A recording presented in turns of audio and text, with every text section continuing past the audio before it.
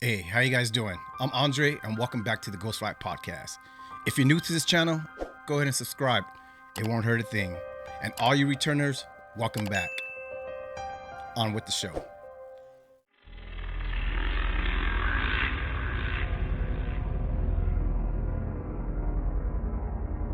She said it looked like me, but then when she got closer, it wasn't me. It was like a stunt double. You know what I mean? Like it wasn't me. She went to the couch, to the person that was going, psh, psh, psh, and it wasn't me. It looked like me.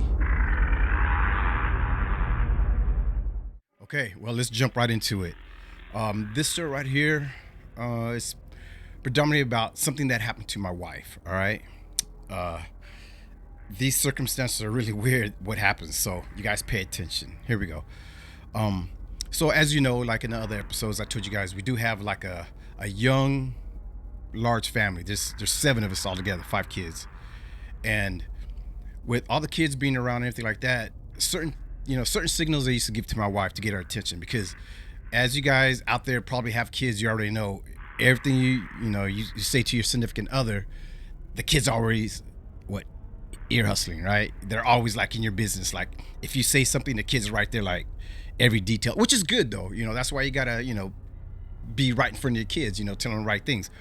But sometimes you don't want your kids to hear certain things. So I used to have this signal I used to do to my wife, and I used to look at her and go like, psst, psst, like that. And she looks around, and then I tell her something, maybe either just to get her attention or maybe tell her something I don't want the kids here. But that was kind of my signal to her, just going psst, psst, just like that. So here's the story. You guys already know.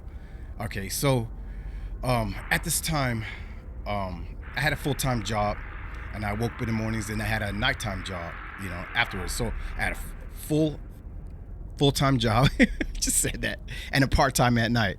So my wife, she used to work during the day also. So in turn, we used to get up, we used to set the alarm, and 30 minutes before we get up, and she'd get up, she'd go like out of the master bedroom, through the family room, up a couple steps to the kitchen and make some coffee. In turn, just turn around and come back, and we'll have like 30 minutes to like, get ourselves going. You know what I mean? Like coffee's brewing and stuff like that. And then we officially get up probably about 30 minutes later. So this one particular morning, I remember her getting up, and she goes, like I said, through the family room, up a couple steps, and to the kitchen, and starts making the coffee. And I am like half awake because I feel her rustling and everything, kind of get up together. And next thing I hear bop, bop, bop, screaming, and I'm laying on my back, and I open my eyes, and I see her. I catch her mid-flight, man. She's like in the air, whoosh, and she goes, "I'm scared." And dude, she's like flying over me, right? She's coming from the corner of the bed right here, and she's going, "I'm scared." And she lands, and I'm like, "What?" And she goes, "Hey, somebody that looks like you is out there," just like that, in the family room. Somebody looks like you is out there, and so I jumped up, and I walk out there, and I'm looking around, and I don't see nobody. I go up a couple steps to the kitchen, I look around the house and everything, and so we do have a dog. So the dog mostly sleeps on the back patio. So if somebody was coming through the backyard, like breaking in or whatever, through the backyard, the dog would at least bark. So I knew that wasn't happening, but I checked anyways. I went into the front. The doors were locked. The kids were still asleep, so everything seemed normal. Everything seemed normal. So when I came back, and she's right behind me, she's looking around too, but she's like at the doorway of the master bedroom, and she's just looking around, but she keeps looking at the window. So she tells me this. She gets up normally, like we always do, right? To make a pot of coffee. She gets up, goes through the family room, up a couple steps to the kitchen, makes a coffee. Dude, check it out. So she makes a coffee, she turns around, and right before she goes down the steps, she's like looking straight ahead, and she sees me, right? She sees me sitting on the couch. So what it is like in the family room, the couch is there. Then we have like the back window, which is the biggest window, and the curtains were open. She said that she saw me sitting there just like this on the couch. And at that time, believe it or not, I had dreads. So I'm a back sleeper. And I fold them up like this, and they're just hanging like this. So, I'm on my back and everything like that. She said I was sitting there just like this with my hair up. She could see the silhouette and everything. and she heard me going, psst, psst, psst. So she's like, like what the heck, right? And so she's walking towards me, and she said she got real close, and she just like freaked, dude. It wasn't me. So that's when she went flying into the room. So my thing is like this. Okay, it wasn't me. So, like an actor when they're doing stuff, as far as stunts, they don't want to get hurt, because you can't jeopardize a film with the actor getting hurt. So they use a stunt double, and she said it's like the stunt double looks like you, it's like probably your height, your hair, all the makeup, everything. It looks like you, but you look at the stunt double and it's not them, the actor itself. So in turn, she said it looked like me, but then when she got closer, it wasn't me. It was like a stunt double. You know what I mean? Like it wasn't me. She went to the couch, to the person that was going, psh, psh, psh, and it wasn't me. It looked like me. So she said that it could have been like, because we all know about like the mimicker that's going around our house. A person that imitates us. On another episode, somebody said something about there being a doppelganger. A doppelganger. I don't know. I mean, I really don't know what a doppelganger is. I figure a doppelganger is something like a person that looks like you in a different place, like maybe in a different state, a different city, whatever. But I mean, the person exists. In other words, it's a twin, but it's not like related, right? I figure that's what a doppelganger. I gotta look it up. But a mimicker in our house, dude, it was that mimicker. It was that mimicker that looked like me sitting on that couch trying to get my wife's attention. So, so that's what I think it was. I looked around the house. I didn't see nobody. I didn't see anybody at all. But I think that's kind of scary because, like, I talked to my wife now, man, and for some reason she don't remember that happening. You know what I mean? Like, I mean, how could I make something like that up? There's certain things that happens that she doesn't remember. Like I told you before, it's like maybe she blocked it out. I don't know, but how can I remember her flying in the room, saying she was scared, landing on the bed, and then her telling me that story? Like, how can I make up my part and then also make up her part? Or how can I imagine my part and then make up her part? You know what I mean? Like, put two different things that I imagine together and make it a story. So I'm pretty sure. I mean, I'm pretty sure that the house itself plays mind tricks with you. You know what I mean? Like,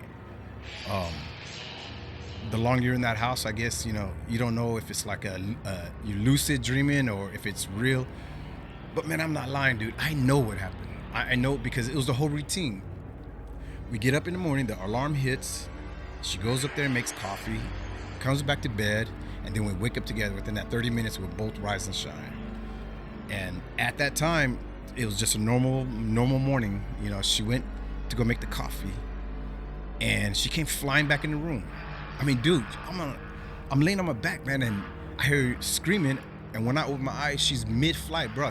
She's like, well, I could be exaggerating, but it looked like she was at least 3 feet above the bed, mid-flight.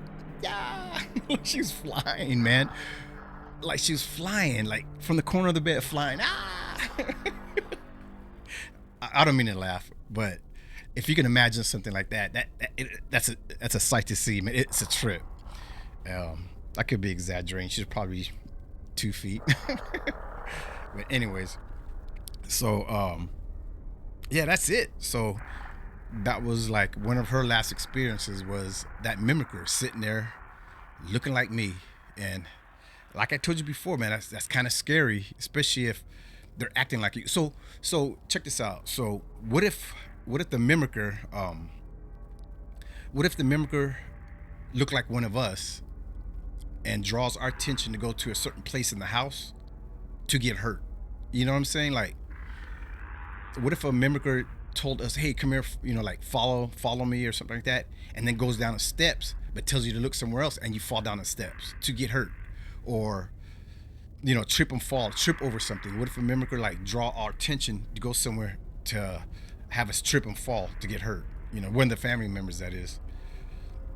Anyways, what I understand about a mimicker is that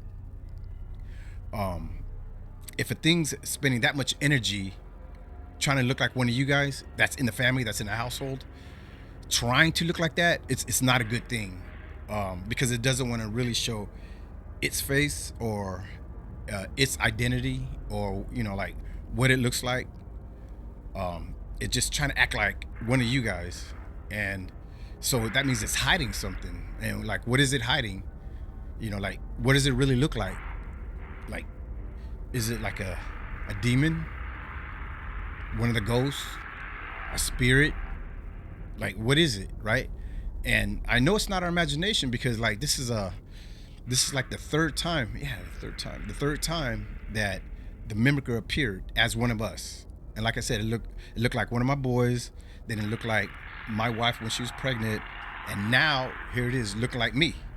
You see what I'm saying? So I think that's a dangerous thing. I think if you guys out there have experiences with somebody that looks like a family member in your house, like a mimicker or something like that, it's a ghost, but it's looking like somebody that's in your family, man, beware. Leave it in the comments below. Let me know what your story is. I'm sure people that are reading the comments would love to hear your story. All right. Yeah, leave that below, man, because like I said, if there's a mimicker in your house, man, just beware, because it could be trying to hurt you, because it's hiding something. You're there in this realm, and it's coming around here trying to act like somebody else. Like, put it this way: what if there's a mimicker that comes up right in your house, and you go up to it and try to touch it? Yeah. What if you try to touch a mimicker? What if you surprise the mimicker, right? What would it do? Is it gonna try to? Would it disappear? Would it run from you? Would it let you touch it? Like, what does it feel like? You know what I'm saying? Like, if you surprise the mimicker, like, oh, whatever, boom, and reach out and herp and touch the mimicker. Like, is it there, or is your hand gonna pass through it? I don't know. Weird things I think about, But hey, I'm just saying, things happen in our house, man, and the what ifs, right? What if? Anyway, thought I'd share that with you guys. Kind of scary. I hope you guys enjoy this show. I know it's kind of short, but I just wanted to tell you about that mimicker. It was scary. And yes, I did have dreadlocks way up here. I don't have that hair no more because I'm a little bit older. Well, no. Let me correct that. I'm a lot more older. But I did have dreads back in the days. I rocked it like that. So anyways, thank you for listening to the Ghostfly podcast. My name's Andre, and you guys come back, all right? And if you guys haven't subscribed already for these, on these stories and stuff that look, these stories are real, all right? I'm not making nothing up. There is nothing I'm making up in these stories. Actual facts. Because if I was lying, then my kids, my family would be seeing this. They'd be like telling me I'm a liar, but I'm not. All right. So everything I'm telling you guys is real. Things that really happened to me and my family in that place we call the house. All right. So once again, thank you for watching the show. Thank you for listening to the show. You guys come back, and if you're not subscribed, subscribe. All you returners, thank you, and we'll see you in the next episode. Take care. Peace.